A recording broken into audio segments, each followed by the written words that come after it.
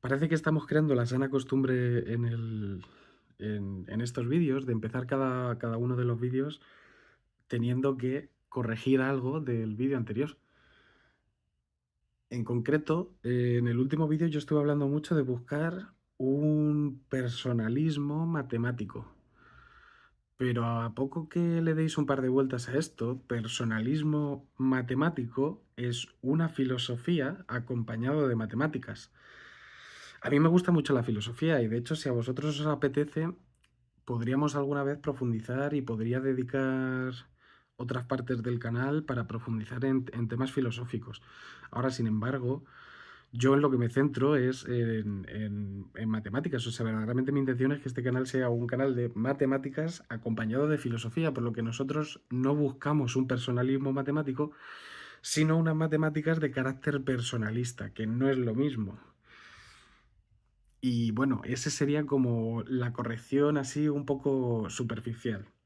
Ahora vamos a otra corrección que requiere un poco más de explicación y ya veremos por qué. Porque ya os estuve hablando de alguna manera para aquel que sea muy crítico y muy afilado con la crítica, se daría cuenta de que en el vídeo anterior estuve hablando de persona, del concepto de persona, como si fuesen dos conceptos distintos, en el sentido de que hubo una parte del vídeo en el que hablaba de una persona como un concepto completo y hubo otra parte del vídeo en la que estaba hablando de persona como un concepto enfrentado al concepto de individuo, ¿no? Como si dependiese de lo que es el individuo. Bien, pues vamos a explicar un poco esto, simplemente para aclararlo y porque nos viene bien para el vídeo de hoy. Pero igual, o sea, si alguna vez os interesaría más que profundicemos en estas cosas, se pueden hacer más vídeos y como podéis ver, a mí dar la chapa es algo que me gusta. Entonces, bueno, ¿qué es lo que ocurre con lo de la persona y el individuo? Nosotros, para no hacer análisis muy profundos, voy a cogerme directamente palabras que no son mías, palabras de otro autor. Juraría que estas palabras son de Xavier Zubiri. Digo juraría porque tenéis que tener en cuenta que todos estos vídeos los saco de apuntes que yo tengo de cuando empecé en la carrera. O sea, estamos hablando de hace 7 u 8 años. Entonces, claro, en aquellos entonces, para empezar, yo estaba aprendiendo a tomar apuntes y para continuar, pues no sé qué pasaba por mi cabeza, que de algún modo yo creo que pensaba que todo lo que me apuntaba me iba a acordar de por vida. Entonces, tengo un montón de frases apuntadas por ahí, pero sin saber de dónde las saqué. Entonces, yo juraría que esto viene de un libro de Xavier Zubiri. Y él nos dice que la vida es como un baile de máscaras y espejos. Bien, pues me viene bien las palabras que utiliza Xavier Zubiri precisamente porque el individuo y la persona van a estar relacionados con los espejos y las máscaras. Porque de alguna manera yo diría que el individuo es ese yo en el que nos gusta vernos reflejados y como refleja es un yo reflexivo y precisamente por eso también como refleja y tiene ese carácter de espejo, es un yo especulativo, ¿no? Espejo y especular tienen en latín la misma raíz, vienen un poco de lo mismo, reflejan. Y este yo individual igualmente refleja cosas muy escondidas dentro de nosotros mismos. Es un poco... eh, de hecho, este individuo que todos tenemos dentro de nosotros mismos se adapta muy bien a nuestras necesidades.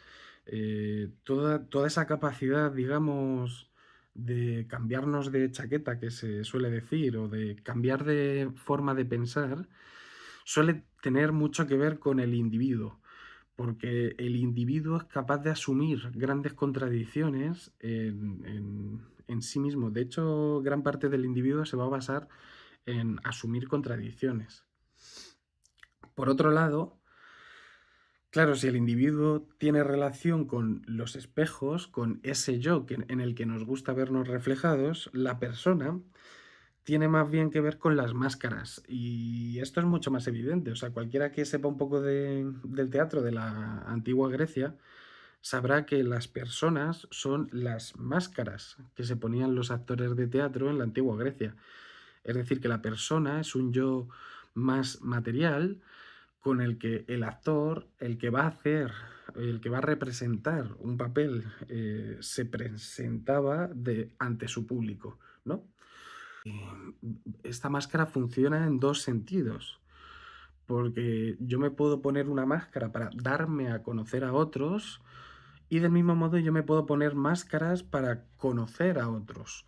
O sea, cuando alguien te conoce, cuando alguien te cae un poco mal, te pones una máscara en la que eres más duro, más exigente, más crítico con él. Sin embargo,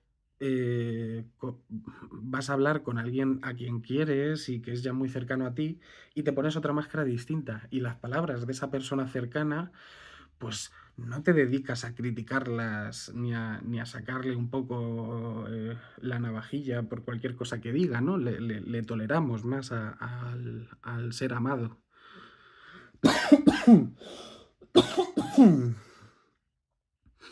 Pues en este sentido, la persona y el individuo son como dos cosas enfrentadas, en el sentido de que el individuo es algo que está muy escondido dentro de nosotros y es a través de la persona que nosotros podemos compartir ese individuo con el mundo que nos rodea y a su vez decodificar el mundo que nos rodea para nuestro individuo. Bien, pero ¿y entonces de dónde viene eso de hablar de la persona como un concepto completo? Bueno, es que si os dais cuenta, el yo personal y el yo individual forman parte de algo a lo que lo podemos llamar, eh, ya, o sea, esto viene un poco por deformación de lectora. He leído muchos libros con estos términos, entonces sé que son complejos, pero yo creo que sirven, ¿no? En plan, tanto el yo personal como el yo individual forman parte de nosotros mismos, del yo mismo o del sí mismo. Eh, de hecho, de alguna manera yo diría que el individuo tiene que ver más con el en sí mismo, el ensimismamiento, y de alguna manera la persona tiene que ver más con el sí mismo, sin el en sí. O sea, solo sí mismo. Bueno, esto no le demos muchas más vueltas, pero de alguna manera estos dos forman parte de nosotros mismos, de un concepto que es yo, y ese yo es un poco más grande, tanto que su parte individual como que su parte personal. Eh, ambas forman como una dinámica dentro de lo que somos nosotros mismos. Y por eso se podía producir esa confusión en el vídeo anterior, porque yo en ocasiones hablaba de la persona como si fuese ese yo mismo. Ahora, esta confusión, yo sé que, o sea, supongo que puede sonar un poco eh, a cuento, pero verdaderamente es una confusión un poco premeditada, porque a nosotros, de cara a unas clases de matemáticas, nos interesa que de poder confundirnos a nosotros mismos con el individuo o con la persona, nos interesa confundirnos con la persona. Y alguien dirá, ¿por qué? ¿Por qué nos va a interesar de cara a unas clases de matemáticas confundir a nosotros mismos con nuestra persona? Bueno, pues es por algo muy sencillo. Y es que en matemáticas, para comenzar, en matemáticas, va a ser muy importante que en algún momento nos pongamos la máscara del matemático, es decir, para hacer las matemáticas, de hecho esto ya nos ha aparecido en otros vídeos de alguna manera, porque dijimos que nosotros el teorema de Cauchy o el teorema de Pitágoras, pues para las matemáticas no hace ninguna falta que nosotros nos pongamos a demostrar esos teoremas. Sin embargo, por lo que nosotros lo vamos a demostrar en estos vídeos, y va a haber demostraciones en estos vídeos, es porque nosotros queremos hacerlo, no porque le venga bien a las matemáticas, sino porque nos viene bien a nosotros mismos. Entonces, esa es un poco la máscara del matemático que nos vamos a poner. Es la máscara de querer hacer cosas. Porque esto también lo podríamos profundizar en otro vídeo. En matemáticas, aprender matemáticas y hacer matemáticas os sorprenderá, pero es lo mismo. No hay otra manera de aprender matemáticas que haciendo matemáticas y no hay otra manera de hacer matemáticas sin aprender las matemáticas que estamos haciendo. Vale, bueno, pues ya que hemos hablado un poco de estas pequeñas correcciones del vídeo anterior, lo siguiente que tenemos que hacer es ya dar comienzo a nuestra reflexión de hoy, ¿no? Y es que nosotros ya queremos, por fin, después de toda esta lista de reproducción, que tampoco es muy larga, al final son 3 vídeos, pero son 3 buenos vídeos, queremos ya cumplir nuestro primer objetivo en este curso de matemáticas, que es dar una definición de las matemáticas. Queremos dar una definición de las matemáticas atendiendo a todo lo que hemos visto a lo largo de estos 2 vídeos anteriores acerca de los fundamentos de las matemáticas. Entonces, ¿cómo podríamos dar esa definición? Pues, de nuevo, no va a ser una definición muy estructural, ni va a ser una definición muy compleja. Vamos a tratar de dar una definición al uso, de una manera en la que las matemáticas, cómo las use el yo mismo. Porque claro, de hecho, ahora podríamos refinar un poco nuestras palabras, porque aquí no estamos haciendo exactamente unas matemáticas personalistas, sino unas matemáticas centradas en el yo mismo, porque ya os dije que confundí un poco en el vídeo anterior lo que viene siendo la persona con el yo mismo. Sin embargo, es que yo creo que es más sencillo hablar de la persona que del yo mismo, entonces puede ser que en algún momento lo siga confundiendo. Sin embargo, a nosotros ahora lo que nos interesa es dar la definición, una definición de matemáticas. Sin embargo, ocurre un poco lo mismo. Matemáticas así en abstracto, pues puede ser que produzca algo de rechazo en alguien. Nosotros en vez de hacer, nosotros en vez de hacer una definición de matemáticas y ver cómo aparecen las matemáticas en el uso de nosotros mismos, lo que vamos a hacer es partir de un elemento que además, por lo que hemos hablado, sería básico entre los espectadores de este canal, porque supusimos que al menos las matemáticas de la ESO ya las manejamos bien. Entonces nosotros, en vez de ver las matemáticas, lo que vamos a ver es los números. Y vamos a ver cómo los números aparecen en nuestra vida y cómo los usamos en nuestra vida. O un uso, al menos, de ellos. Números, por supuesto, no nos compliquemos mucho. Estamos hablando de números naturales. El 1, el 2, el 3, el 4, el 5, etc.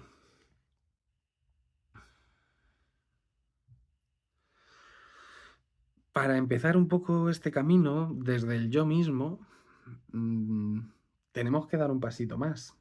Porque ya con las observaciones que hemos hecho hoy acerca del individuo y de la persona, ya hemos dicho como que tenemos un individuo, que hay también un yo personal con el cual comunicamos nuestro individuo con otros y captamos lo que otros o lo que la realidad que nos rodea puede comunicar a nuestro individuo.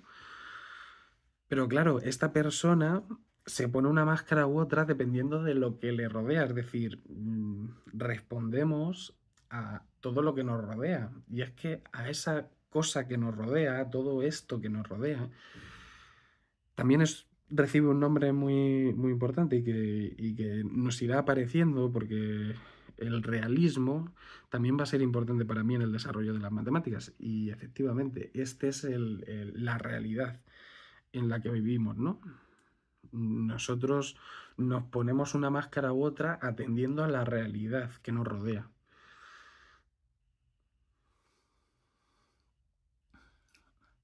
Si os dais cuenta, estamos pasando del alumno al maestro, porque antes, al hablar del individuo y de la persona, he recuperado unas frases que creo que son de Xavier Zubiri, pero claro, ahora nos estamos metiendo de lleno en el maestro, en Ortega y Gasset. Y es que Ortega y Gasset tiene esta famosa frase, que por cierto, la voy a decir completa porque en mi caso yo nunca tuve, antes de la universidad, un profesor que me dijese esta frase completa. Y me parece muy importante decirla completa. Ortega y Gasset tiene esta famosa frase de yo soy yo y mis circunstancias.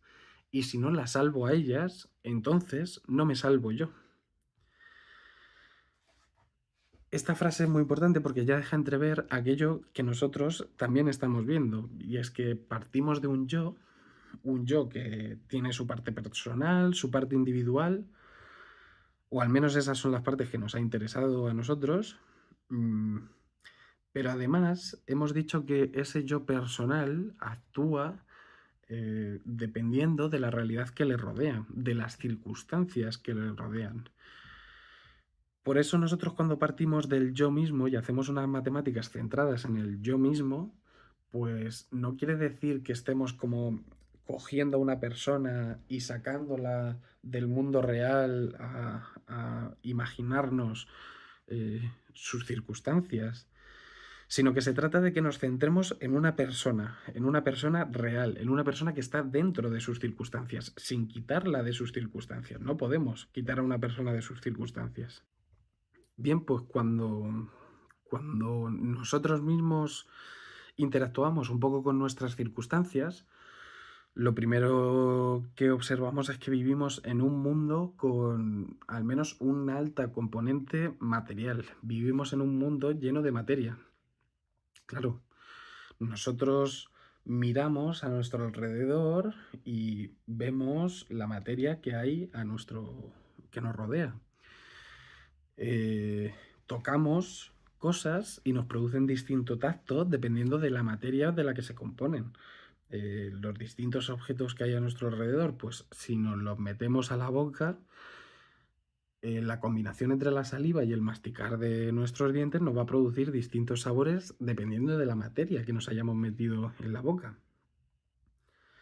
Incluso para escuchar, ¿no? O sea, yo hablo, muevo una materia, vibra una materia que hay entre yo y el micrófono del móvil. eh, Luego vosotros estaréis reproduciendo esto en otro dispositivo, y ese dispositivo, su altavoz, hará que vibren la materia que tiene a su alrededor, el aire que hay a su alrededor vibrará, y nosotros lo oiremos. Si estuviésemos en el vacío, por mucho que hablásemos, no se oiría nada porque no vibraría nada entre nosotros. Entonces, vivimos en un mundo rodeado de materia y todo nuestro mundo tiene sentido precisamente por la materia. Bien, pues en ese mundo material en el que vivimos, vamos a partir un poco de lo que sabemos de la ESO, aunque esto se podría profundizar también un rato. Pero vamos a partir de que existen como una especie de unidades elementales a las que hemos llamado protones, electrones, neutrones, y que estas unidades elementales se juntan entre ellas para formar distintos átomos. Estos distintos átomos se juntan unos con otros para formar distintas sustancias. Y las sustancias pues se juntan entre ellas y forman un poco toda la realidad, toda esa realidad material que nos rodea. Y todos los distintos cuerpos, formas, sucesos, fenómenos, eh, entes, es que podemos hablar de muchas cosas, porque ha habido muchas filosofías y cada una de las filosofías que ha habido y se ha querido enfrentar un poco a ese mundo material, pues le ha dado un nombre, le ha dado unas características. Así que a nosotros nos da igual el nombre que cojamos para ese mundo material que nos rodea. Pero para el caso que nos atañe, para los números, centrémonos en objetos. Y centrémonos en objetos, además, no muy complejos, no muy complicados. Por ejemplo, podríamos pensar en un coche, un árbol, un mechero, una persona. Bueno, decir que no quiero coger un objeto complicado y de repente, ¡pum!, una persona. pero bueno, me viene bien para un caso después. Vamos a dejarlo un poco de lado, pero luego recuperaré lo de las personas. De momento centrémonos en que tuviésemos un coche, un árbol o un mechero. Bueno, pues nuestra primera intención no sería empezar a construir matemáticas como unos locos de las narices, ¿no? En plan, empezaríamos, nuestro instinto natural de alguna manera nos llevaría a querer crear palabras, mucho antes que matemáticas. Entonces, nosotros hablaríamos precisamente como lo hemos hecho, diríamos un árbol, un coche, un mechero. Estas tres palabras sirven para designar objetos y para poder hablar de objetos que nos rodean. En principio no habría ningún problema. En principio no habría ningún problema, pero según se vaya desarrollando las circunstancias, podría ocurrir que en vez de aparecer un único elemento, aparezcan varios elementos de la misma categoría. O sea, que aparezcan varios coches, varios árboles, varios mecheros. No pensemos en números muy grandes. Pensemos, por ejemplo, en una fila de unos cuantos coches aparcadas. Pensemos en un grupito de árboles de estos que podemos ver en algunas de nuestras ciudades, que no llegan a ser ni un bosque ni nada, pero que en una esquina de un parque pues hay 4 árboles juntos. O pensar en que podéis meter la mano en vuestro bolsillo y llevar pues, 2 o 3 mecheros. Para esos pequeños conjuntos de elementos idénticos o elementos categóricamente idénticos, nosotros seguiríamos utilizando palabras antes que números.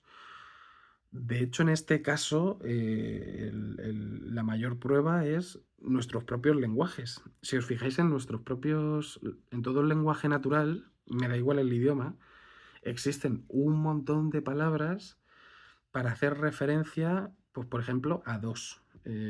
Para hablar de dos cosas iguales, en español podemos decir eh, un- una pareja, una cópula, una dupla, un par, un, algo bípedo, algo dinámico. Hay muchas maneras de hacer referencia a que un objeto a nuestro alrededor o un conjunto de objetos similares a nuestro alrededor tienen dos elementos. También lo podemos hacer con el 3 y si os fijáis hay muchísimas palabras. Podríamos pensar un trío, un trío, un terceto, un trineo, un triángulo, un triunvirato, una triada. O sea, hay muchísimas, en verdad, según os pongáis a pensar un poco, ya veréis que podéis ir sacando y sacando y sacando un montón. Un triciclo lo he dicho. Bueno, podemos pasar al 4 con el 4 y ocurre exactamente lo mismo. Podemos hablar de un cuadro, ¿no? Que un cuadro son 4 esquinas. Una cuadriga. Podemos hablar de una cuadrilla de personas. Podemos hablar de un cuarteto o de un cuadrado. Eh, en general, hablamos de muchas palabras que contienen ese concepto del 4 en sí mismas, pero aún, de momento, nosotros no hemos creado ningún número. Estamos hablando ya de conceptos de cantidades, pero aún no hemos creado ningún número.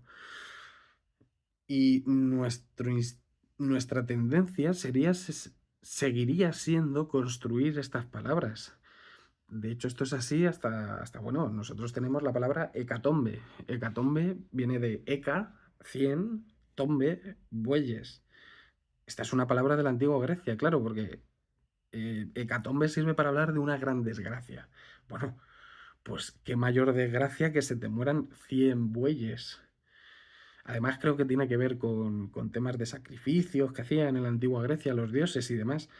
Pero bueno, que existen palabras hasta para designar conjuntos de 100 cosas. O millares de cosas, ¿no? La palabra millar ya sirve para hablar de miles de cosas. Ya puede ser una buena idea, a pesar de que no hay muchos coches, en el caso de tener 4 coches idénticos, del mismo color, la misma marca, el mismo modelo, con los mismos accesorios, sin matrícula, sin ningún tipo de número identificativo, sin ningún tipo de desperfecto, todos hechos de la misma manera. 4 coches idénticos delante nuestro. En ese caso, ya podría ser una buena idea empezar a hablar de números. Es decir, entre esos coches idénticos entre sí, podemos empezar a introducir una diferencia abstracta, una idea. Y podemos empezar a hablar del coche número 1, coche número 2, coche número 3, coche número 4. En el momento en el que nosotros ya creamos los números y decimos coche número 1, coche número 2, coche número 3 y coche número 4, resulta que ya podemos comunicar estos coches a otros, aunque nos vayamos. Nos podemos ir a otro lado y podemos seguir hablando. Oye, pues el coche número 1 era muy bonito, mientras que el coche número 4 sé que eran iguales, eran idénticos, pero a mí el coche número 4 no me ha gustado. Y... o nos los podríamos repartir, ¿no? Podríamos decir el coche número 1 para mí, el coche número 2 para ti, el coche número 3 para no sé quién y el coche número 4 para el otro.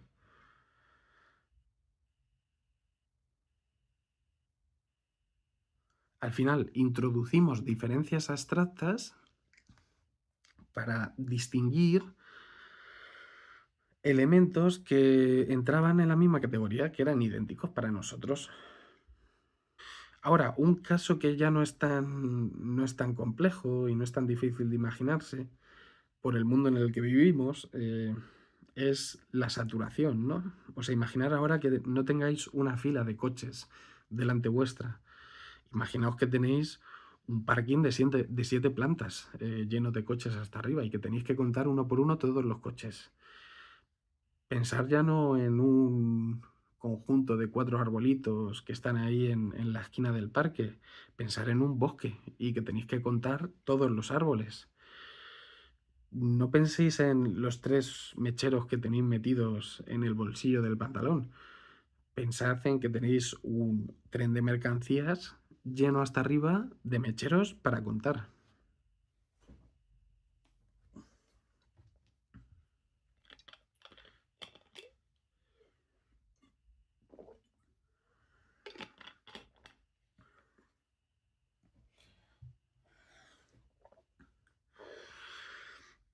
En ese caso, los números ya no son una buena idea que nos podrían ayudar en este caso concreto, es que es algo totalmente necesario. Necesitamos de los números.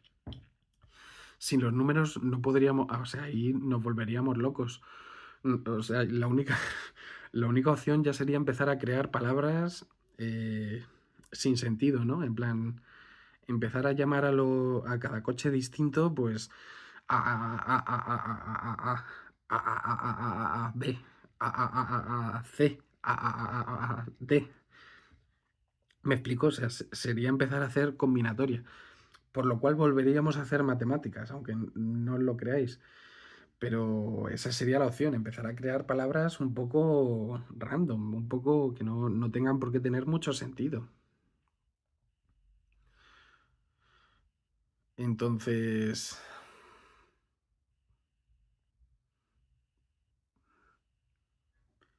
de hecho vamos a coger un ejemplo que nos viene bien. He hablado antes de personas y os he dicho que iba a hacer un ejemplo más interesante. Podemos coger en concreto una maratón. Una maratón a la que se presentan muchas personas, 1500 personas. Claro, en una maratón, según van llegando los participantes, a cada uno de ellos se les da un dorsal que se pone en el pecho. Dorsal número 1, dorsal número 2, dorsal número 3 y así hasta el 1500.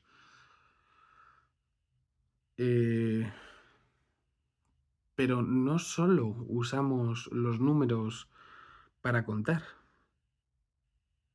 Es cierto que los números nos pueden servir para contar el número de plazas de un parking, el número de árboles en un bosque o el número de mecheros en un tren de mercancías hasta arriba, y también nos sirven para contar el número de participantes en una maratón.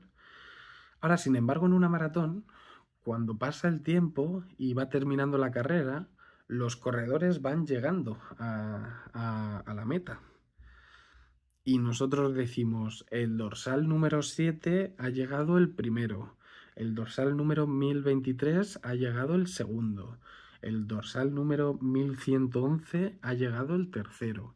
Y así hasta decir, bueno, y el último que llega, pues es el dorsal 420, por lo que sea.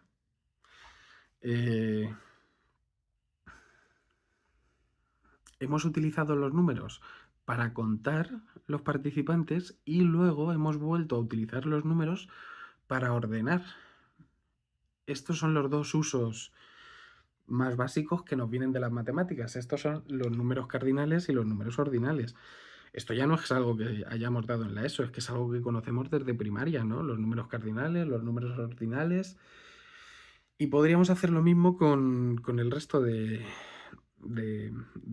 ejemplos. O sea, en un parking, pues en vez de enumerar los coches que hay y que van saliendo, porque eso al final nos diría el número de coches que han pasado por el parking, pero a lo mejor a nosotros no nos tiene que interesar el número de coches que pasa por un parking a lo largo del día. A lo mejor a nosotros lo que nos interesa es el número de plazas que hay libre en un parking. Entonces, en vez de contar los coches, contamos las plazas, plaza número 1, plaza número 2, plaza número 3, y según van llegando los coches, pues el primer coche se pone en la plaza número 1, el segundo coche se pone en la plaza número 2, y así sucesivamente. Entonces, en vez de contar los coches que van entrando y saliendo, podemos contar las plazas y ver cuántas de ellas hay libres. O sea, al final estamos haciendo distintas relaciones entre la cantidad y el orden, ¿no? Y claro,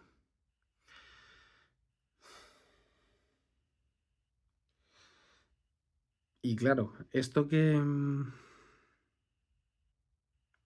a lo mejor a alguien que no le interesa las matemáticas eh, le puede estar llamando un poco la atención, creo que puede haber algún compañero de matemáticas que con esto que estamos hablando me quiera tirar una piedra a la cabeza. Sin embargo, yo creo que para ese matemático que pase por este canal, simplemente con estos ejemplos que ya hemos visto mucho más de lo que estamos comentando. Entonces, queda un poco en sus manos. O sea, nosotros en este ejemplo de contar coches de un parking y ordenarlos, pues cualquier matemático ya sabe que hemos hablado no solo de números, sino que hemos hablado de números, de relaciones de equivalencia, de relaciones de orden. Al final también de funciones. Hemos establecido biyecciones, porque para ordenar cosas, para que haya un orden, se tiene que poder establecer una biyección. Entonces, bueno, es un tema en el que nos hemos metido. Pero para aquel que no esté muy acostumbrado a las matemáticas, yo creo que esta manera de ver cómo surge las matemáticas en nosotros tiene sentido. O sea, las matemáticas, tal y como nosotros las hemos visto, son una especie de apoyo para el lenguaje. El lenguaje trata de describir lo que tiene a su alrededor y allí donde tiene limitaciones que tienen que ver con la cantidad y con el orden, mm, es donde van apareciendo las matemáticas.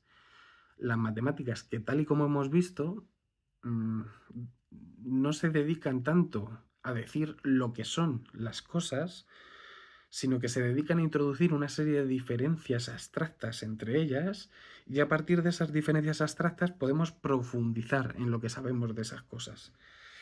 Así que bueno, mucha gente se podrá pensar que esto es una tontería, todo este camino que hemos hecho, pero aunque no os lo creáis, ya hemos llegado a la primera definición de matemáticas.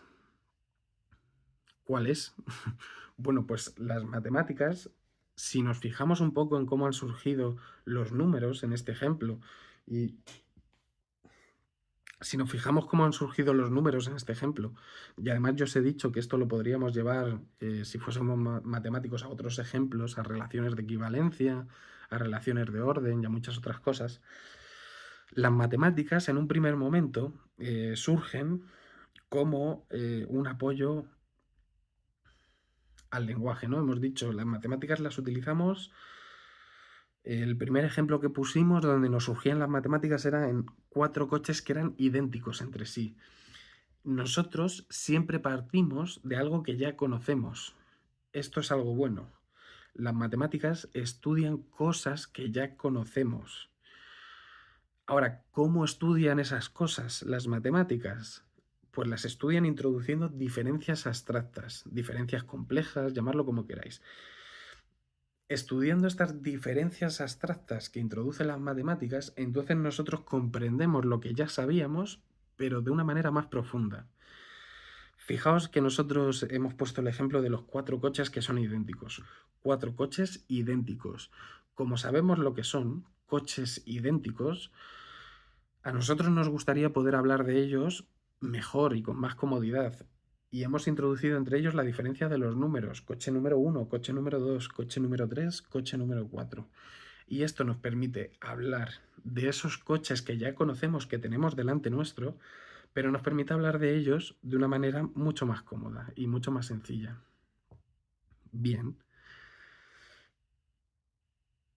Hay otra disciplina por ahí dentro del mundo académico que digamos que hace la contraparte de las matemáticas.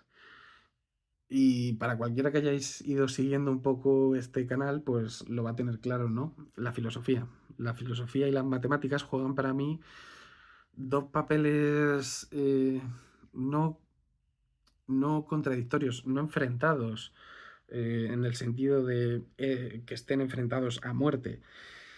Yo cuando hable de dos cosas enfrentadas entre sí, podréis aplicar en la mayoría de casos el mismo análisis que hicimos en el primer vídeo de esta lista y tener bien claro que a mí no me importan los extremos, a mí lo que me importa es la relación siempre que se produce entre los extremos. Entonces, bueno, cuando hablábamos de las matemáticas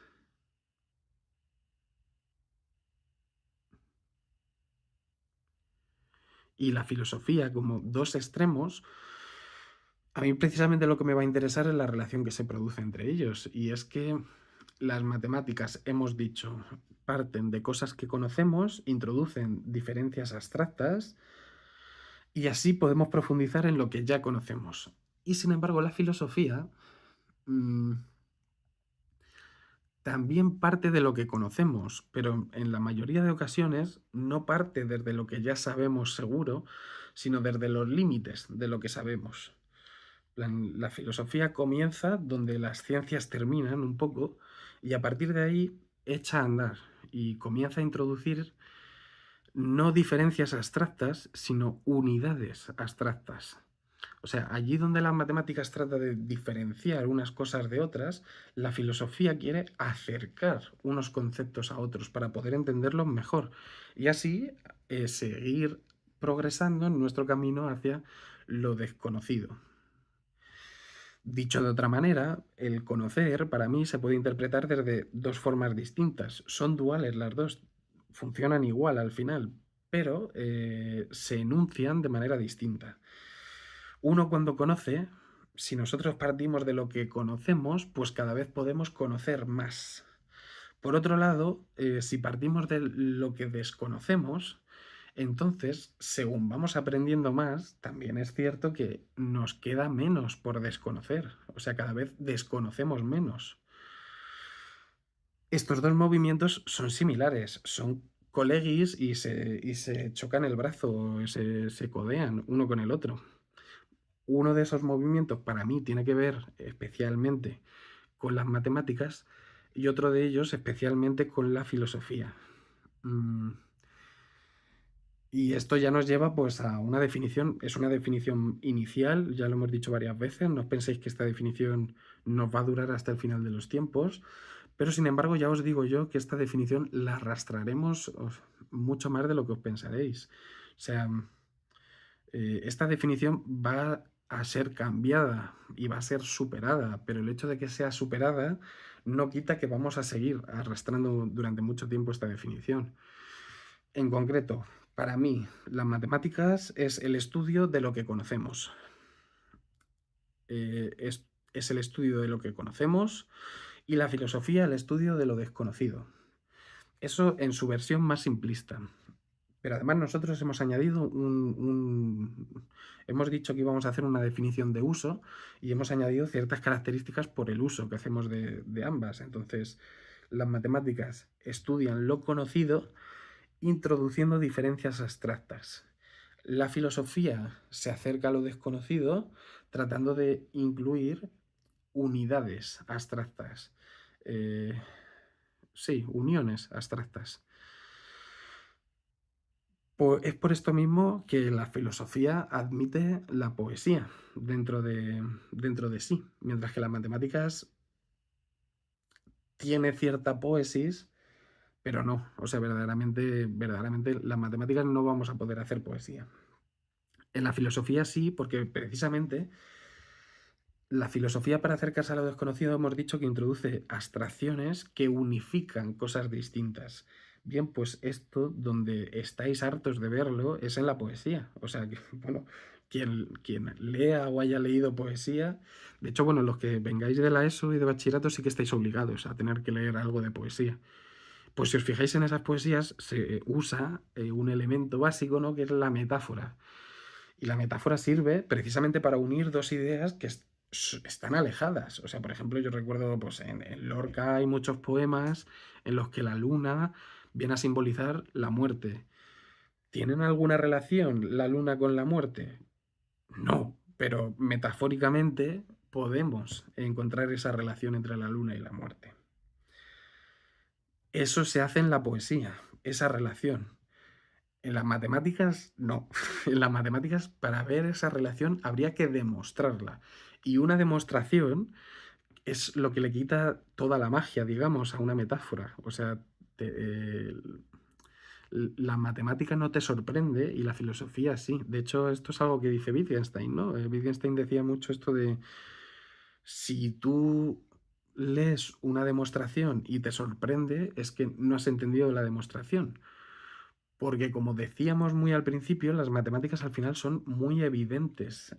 Lo llevamos diciendo un poco a lo largo de todo el vídeo. Las matemáticas estudian lo que ya conocemos. Por eso, cuando estudias algo nuevo en matemáticas, te termina resultando evidente, porque es como si fuese algo que ya tenías dentro de ti.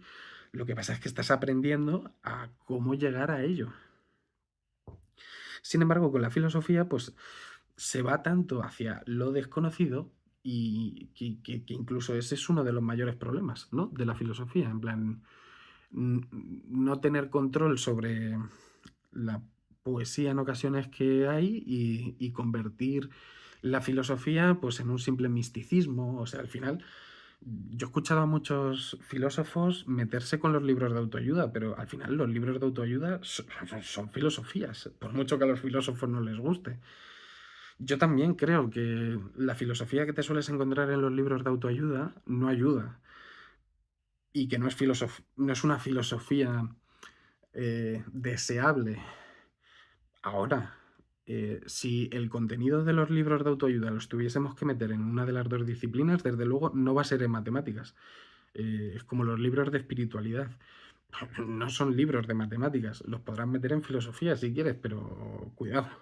En matemáticas no vamos a dejar entrar esos elementos porque al final hablar de espiritualidad, hablar de autoayuda y hablar de todas estas cosas es hablar de elementos totalmente desconocidos. En matemáticas hemos dicho que partimos de cosas que conocemos, cosas evidentes. Entonces, no vas a llegar sino a más cosas evidentes. Bueno, pues ahora que hemos dado una definición de matemáticas y de filosofía, un último punto que nos quedaría por ver, no tengo intención de hacerlo muy largo, pero que sí que nos toca, sería ver unas pequeñas características de las matemáticas. Ya que hemos hecho todo este camino, que hemos dicho que las matemáticas vienen del yo mismo, más concretamente de la persona, que además se ve afectado pues, por la escritura matemática y el pensamiento matemático, Si nosotros encontramos características de las matemáticas que afectan a la escritura y al pensamiento matemático, entonces eso van a ser características de las matemáticas, características que nos afectan a nosotros en las matemáticas. Entonces, bueno, primer punto. No me voy a enrollar mucho porque esto, o sea, si os busquéis cualquier libro de fundamentos de las matemáticas, estos 3 puntos que yo voy a tratar, yo creo que son los que trata todo el mundo. Seguramente se puedan añadir muchos más, pero verdaderamente me gusta la interpretación que estamos dando de las matemáticas y cómo estamos llegando un poco al comienzo del curso, digamos, porque esto sería como el curso cero. O sea, ahora mismo estamos en matemáticas 101, que dirían los americanos. Bien, nosotros, una de las primeras características de las que vamos a hablar es la precisión. Las matemáticas son una disciplina de alta precisión. Esto incumbe tanto a la escritura como al pensamiento matemático.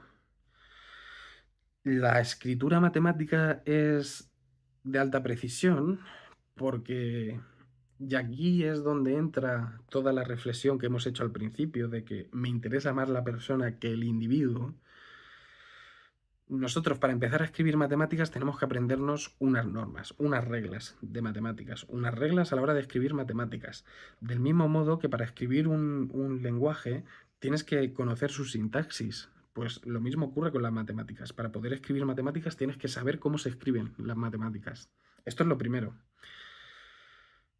Y una vez sabes cómo se escriben las matemáticas, ya a partir de ahí podrás ir creando, pero nunca contradiciendo estas cosas. Y si las contradices, tendrás que demostrarlas. Ahí es donde tendrá cabida el individuo en las demostraciones. Ya llegaremos a ellas. Pero de cara a aprender, a ir aprendiendo, el individuo no puede tener cabida.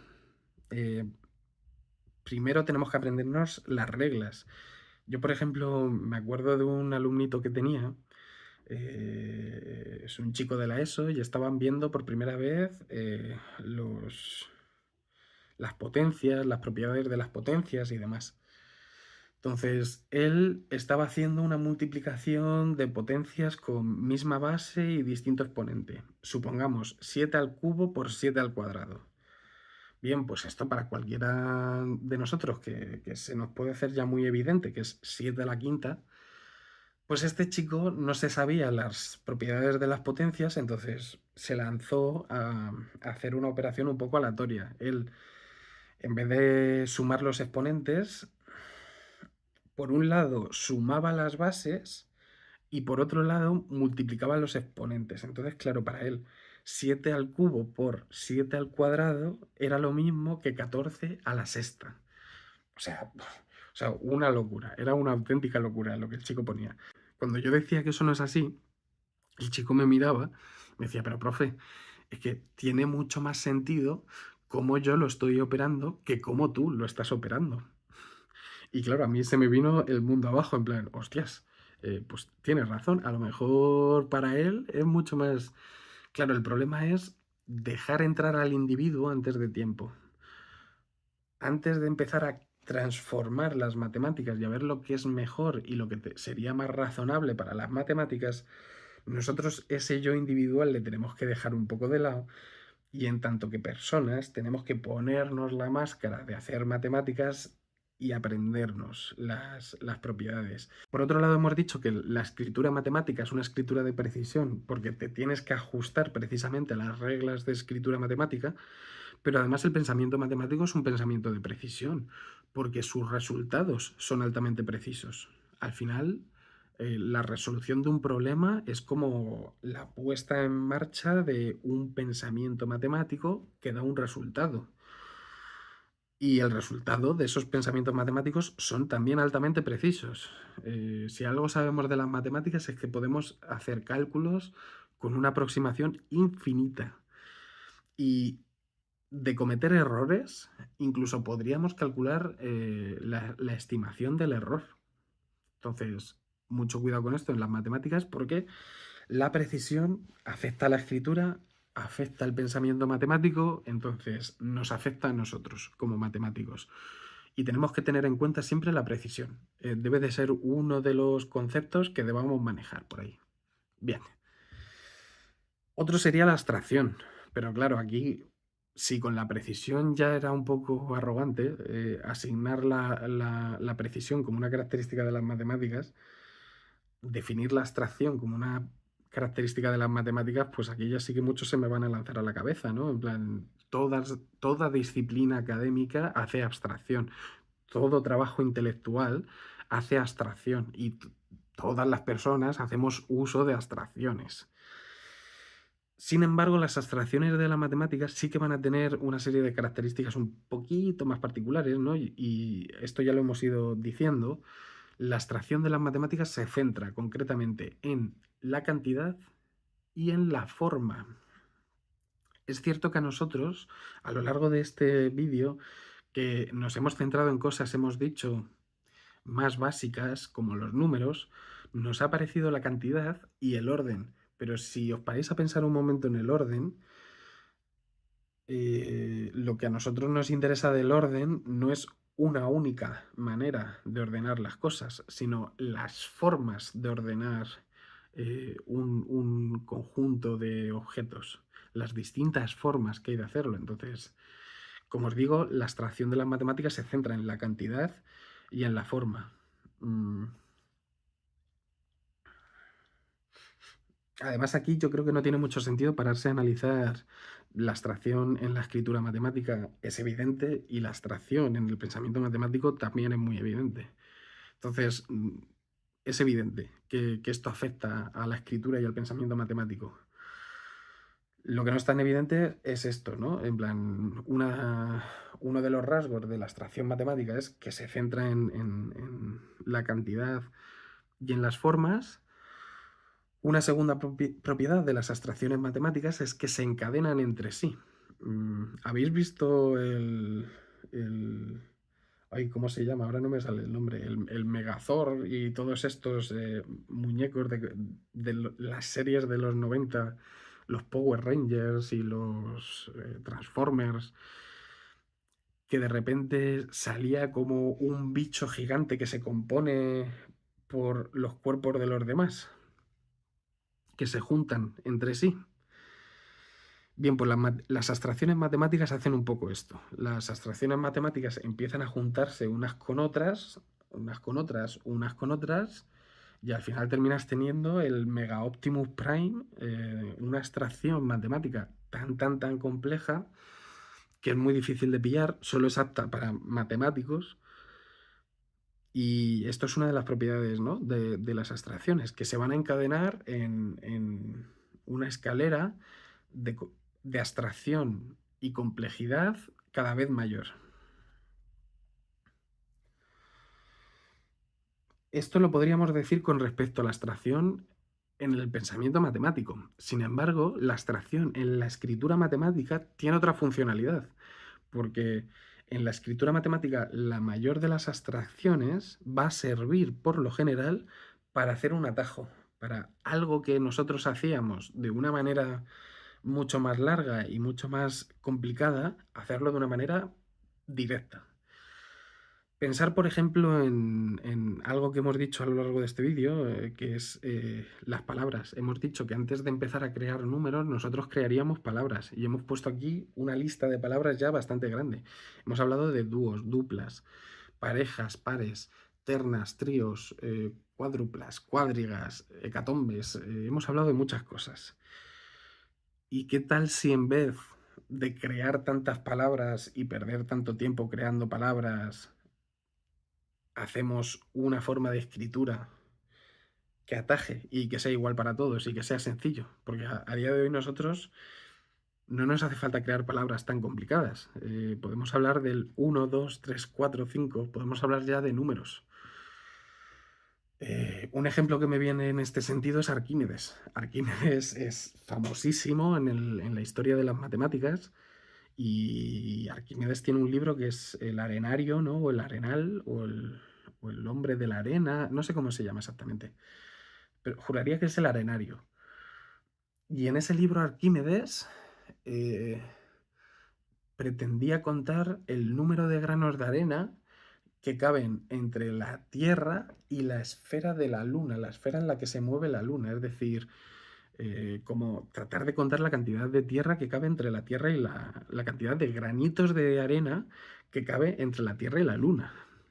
Claro, lo importante para él no era encontrar el número, sino dar nombre a ese número. O sea, Arquímedes en ese libro no está haciendo un número y no está haciendo matemáticas en el sentido que nosotros lo entendemos, sino que está tratando de buscar una palabra que designe a un número. Porque tenéis que entender que todo este camino que nosotros estamos haciendo, muchas de estas cosas nos parecen pérdidas de tiempo porque Arquímedes o Pitágoras no tenían números y no tenían lo que nosotros tenemos. Por eso ellos sí que estaban obligados a hacer las demostraciones y a hacer los usos que hacían de las matemáticas. Nosotros no tenemos por qué demostrar el teorema de Pitágoras y nosotros no tenemos por qué pensar en la cantidad de granos de arena que caben entre la Tierra y la Luna, porque nosotros ya tenemos todo ese trabajo hecho por ellos. Entonces, bueno, las abstracciones matemáticas tienen esas dos vertientes que hemos dicho. En el pensamiento matemático son escaleras cada vez más complejas y abstractas, y en la escritura matemática atajan, son atajos. La matemática es un poco el arte del atajo en la escritura. Bien, y nos queda el último punto para analizar, que sería la versatilidad de las matemáticas. Sin embargo, este punto de la versatilidad, a diferencia de los otros, tiene una relación bastante curiosa, por eso me gusta añadirlo.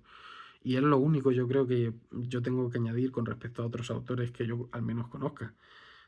Estoy pensando en los libros de los fundamentos de matemáticas de Kolmogorov o Keith Devlin. Keith Devlin tiene también un libro de introducción a matemáticas, conjuntos y números que me gusta bastante. Por cierto, todos los libros que os vaya comentando los he ido sacando de las bibliografías de las universidades de España, quiero decir, de matemáticas. No son libros tampoco que sean una revelación, ¿sabes? Pero entre lo único que yo puedo añadir a libros como los que yo os he dicho es en el apartado de la versatilidad, y es que en esos libros no se paran tanto a ver el papel de la escritura y del pensamiento matemático. Sin embargo, nosotros que sí que lo hemos hecho, pues ya podemos decir algo que nos resulta evidente, y es que la versatilidad de las matemáticas no actúa sobre las matemáticas como las dos características anteriores. Hemos hablado de que hay una abstracción matemática, y es cierto que la escritura matemática es abstracta y que el pensamiento matemático es abstracto. Hemos hablado de precisión, y es cierto que la escritura matemática es precisa y que el pensamiento matemático también es preciso. Sin embargo, nosotros hablamos de la versatilidad, y si os paráis a pensarlo en verdad, sobre todo los que vengáis de matemáticas, los matemáticos, la escritura matemática no sirve apenas de nada fuera de matemáticas. O sea, la escritura matemática es lo único que tenemos que solo sirve para nosotros, para los matemáticos. Además, estoy pensando ya en la escritura matemática formal. O sea, verdaderamente estoy pensando en la escritura matemática a piñón. Los principia matemática y todas estas cosas. ¿Creéis que hay algún físico, algún ingeniero que se pone a ver los principia matemáticas? Pues si es que esos libros solo sirven para nosotros los matemáticos. Y si eso, porque verdaderamente cuidado con las expresiones y el lenguaje que se da ahí. Entonces, la escritura matemática yo diría que es una de las cosas menos versátiles que hay dentro de las matemáticas. Sin embargo, como esta escritura matemática se transforma en el pensamiento matemático y se termina derivando al pensamiento matemático, el pensamiento matemático sí es una de las cosas más versátiles de las matemáticas, y es por lo que se cuenta la versatilidad entre uno de estos puntos. Fijaos que sigue siendo importante, y sigue siendo importante tanto para la escritura como para el pensamiento. Lo que pasa es que ahora es importante de una manera inversa. La importancia en los dos casos anteriores era directa, pero ahora la importancia es inversa. Mientras que hablamos de que la escritura no es para nada versátil, el pensamiento matemático sí que es muy versátil y al igual que la filosofía se puede exportar a muchas otras disciplinas y hasta el punto de que, bueno, muchas otras disciplinas académicas van a ser precisas en el punto, en el punto en el que vayan añadiendo o no matemáticas a su forma de pensar.